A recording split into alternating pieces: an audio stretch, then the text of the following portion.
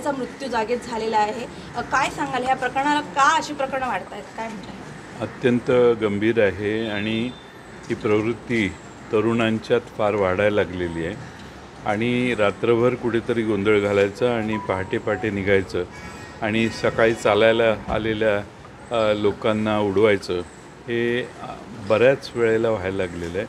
हे जे आजची उदाहरण आहे त्यात एक धनिक ज्याने मोठी गाडी आहे, श्रीमंती आहे, त्याच्या मागे आहे, त्याने अतिशय जोरात गाडी चालवून या दाम्पत्याला उडवलं। फार मोठा गंभीर ॲक्शन याच्यावर घेणं आवश्यक आहे।